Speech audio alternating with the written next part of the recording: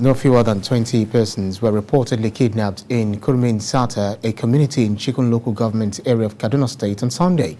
According to residents, one person was allegedly killed by the assailants, although Kaduna State Police authorities and Kaduna government officials are yet to confirm the incident. A member of the Joint Task Force in Kurmin Sata said the heavily armed attackers stormed their community around 12:16 a.m. on Saturday. It was gathered that at least 10 farmers cultivating their farms in Yodawa community were among those abducted.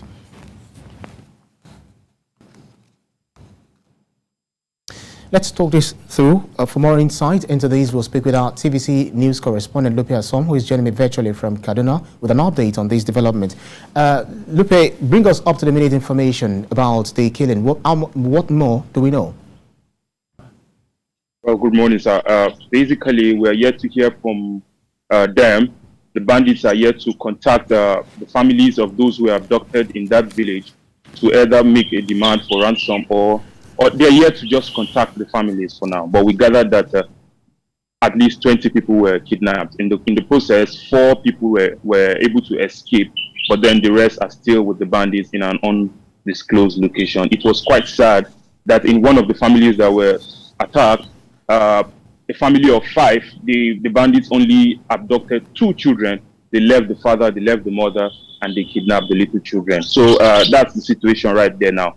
And farmers were also kidnapped. At least 10 farmers were among those who were whisked away. So the fear now is that farmers are apprehensive to go to farms now. They are now afraid that if they go to farms, they may be kidnapped or they may be killed by these terrorists who are having a free day in some of these locations in the suburbs of the state. So that's the fear now. And food insecurity looms. People are afraid that there may be scarcity of food.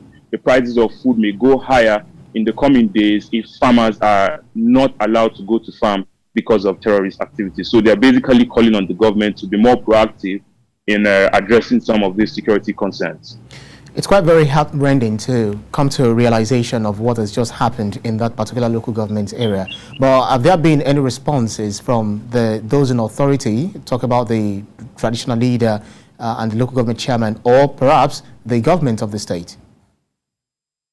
Well, of course, we are yet to get any reactions from the traditional leaders. At this point, most of the people in these communities are quite afraid. Some of them wouldn't even want to come out to make statements because in the past, in some communities, these bandits have come back to attack people who were vocal about some of these things, people who led protests about some of these attacks. So most communities are quite apprehensive now. Even their community leaders are not very willing to just come out and talk. But the police have been intensifying patrols in the state, which led to the success that was recorded just a few days ago, where a serving councillor was arrested with an AK-47 rifle and ammunition. So the police are intensifying patrols in the city and in some of the suburbs, and the government has repeatedly called for the establishment of theater commands in the state, in the region, to tackle some of the security challenges. So for now, those are some of the steps we have from the government and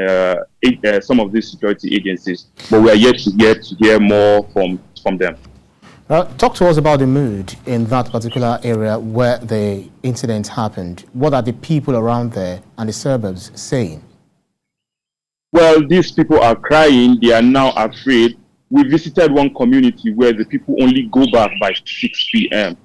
They go back to that community in the morning by 6 a.m. and by 6 p.m. they all leave that community. In that community, people were kidnapped. The bandits killed 3 people. That was in Sabo, in a community in Sabo, still in Chikun local government area, where people were abducted and 3 of them were killed. So the people go back there in the morning, and by 6 p.m. they leave those communities. So some of these villages and communities in the suburbs are the residents there are very, very apprehensive.